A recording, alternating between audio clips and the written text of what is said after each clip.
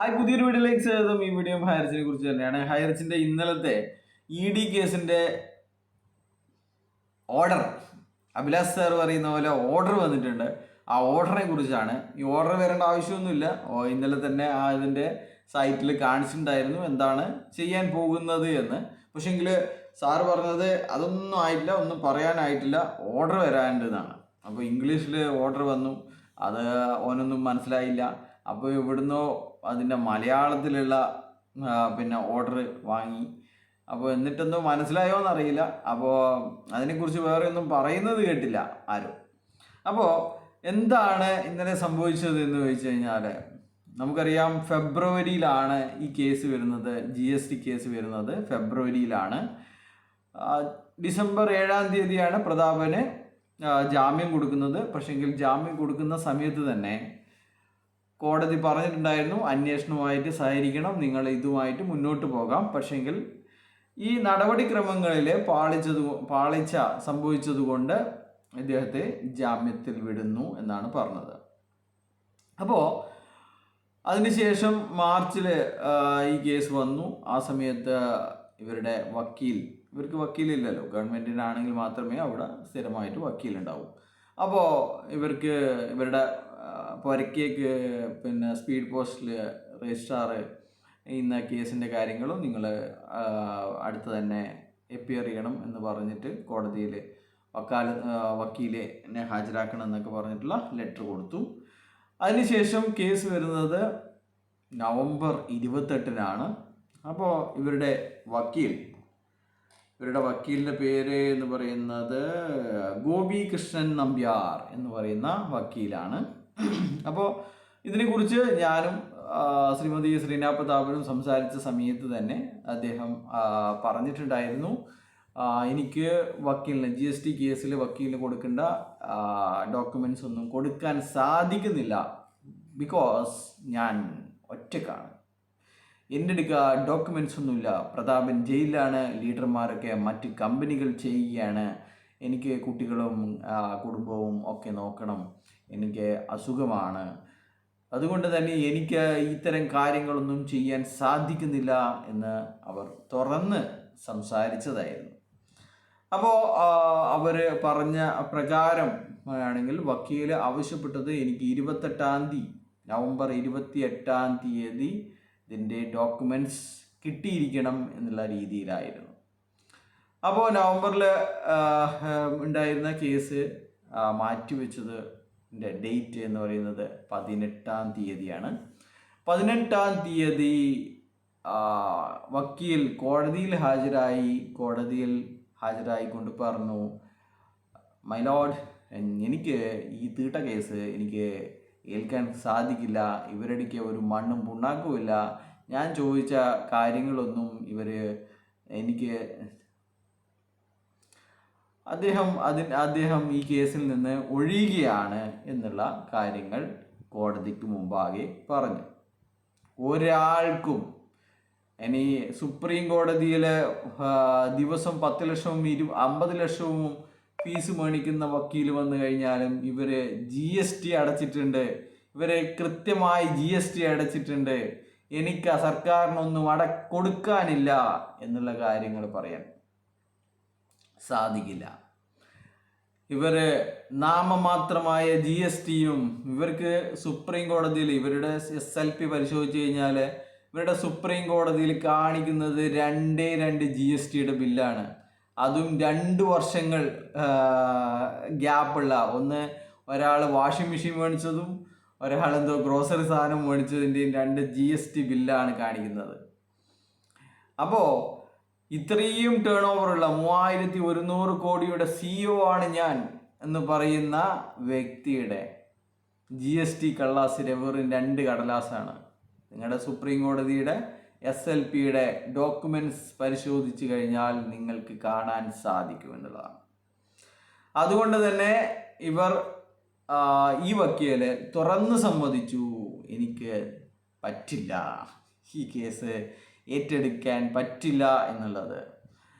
നമുക്കറിയാം, ഇപ്പോൾ ആൾക്കാർ പറയുന്നത് ഹൈറിച്ചിൻ്റെ വക്കീൽ എന്ന് പറയുന്നത് ആൾക്കാർ ഒച്ചത്തിൽ വിളിക്കുന്നത് നാണക്കേടാണെന്നാണ് പറയുന്നത്. ഹൈറിച്ചിൻ്റെ വക്കീൽ. ഹൈറിച്ച് എന്ന് എന്തായാലും അറിയാലോ, കേരളം കണ്ട ഏറ്റവും വലിയ മണി ചെയിനാണ്. അപ്പോൾ അതിൻ്റെ വക്കീൽ എന്ന് പറയുമ്പോൾ ആൾക്കാർക്ക് നാണക്കേടാണ് എന്നാണ് ഹൈക്കോടതിയിലെ സംസാരം. അപ്പോൾ സ്വാഭാവികമായിട്ടും ഒരു പേപ്പറും ഇല്ലാത്ത, ആദ്യം ഇവരെന്താണ്, ഇവരുടെ ബിസിനസ് എന്താണ്, ഇവരെന്താണ് GSTക്കാരുടെ ആ ഒരു നോട്ടീസിൽ പറഞ്ഞിരിക്കുന്ന കാര്യങ്ങൾക്ക് എന്തെങ്കിലും കാര്യങ്ങളിൽ നമുക്ക് ചെയ്യാൻ സാധിക്കുമെന്ന് നോക്കുമല്ലോ ഇവർ. അപ്പോൾ ഇവരുടെ ഒരു ഉണ്ടയുമില്ല. അതുകൊണ്ട് തന്നെ വക്കീൽ, എത്ര വക്കീൽ, ഇന്ന് ആരോ പറയുന്നിട്ടു 6 വക്കീലായിട്ട് 1 വർഷം മാറിയെന്ന്. 6 വക്കീലാണ് മാറിപ്പോയത്. അതും പ്രഗത്ഭന്മാരായ, സുപ്രീം കോടതിയിൽ 20 വർഷം പ്രാക്ടീസുള്ള ആൾക്കാർ, 35 വർഷം പ്രാക്ടീസുള്ള ആൾക്കാർ ഒക്കെ മാറിപ്പോവുകയാണ്. എന്താണ് കാരണം ഇത് കേരളം കണ്ട ഏറ്റവും വലിയ മണി ചെയിനാണ്. 3 പേർ ചേർന്ന് തുടങ്ങിയ തട്ടിപ്പ്. അതിൽ MLM ചെയ്ത് ആൾക്കാരെ പറ്റിച്ച് മൂഞ്ചിച്ച് കഫം തിന്ന കുറച്ച് ലീഡർമാർ ഇതങ്ങ് ഏറ്റെടുത്തു. ഒരുപാട് പാവങ്ങളെ അവർ വലയിലാക്കി, അവരുടെ കഫം തിന്ന് കൊഴുത്തു എന്ന് വേണം പറയാൻ വേണ്ടിയിട്ട്. ഇപ്പോൾ 15 ലക്ഷം നഷ്ടപ്പെട്ട കണ്ണൂർക്കാരനായ ടൈലറായ ഒരാൾ പറയുന്നത് ഇതൊക്കെ മുന്നേ തന്നെ സർക്കാരിന് പൂട്ടിച്ചൂടായിരുന്നു എന്നാണ്. 1 വർഷം ഇത് പ്രവർത്തിക്കുമ്പോൾ തന്നെ ഇത് പൂട്ടിച്ചൂടായിരുന്നു, എന്തിനാണ് ഇത് അനുവദിച്ചത് എന്നാണ് അദ്ദേഹം കരയുന്നത്.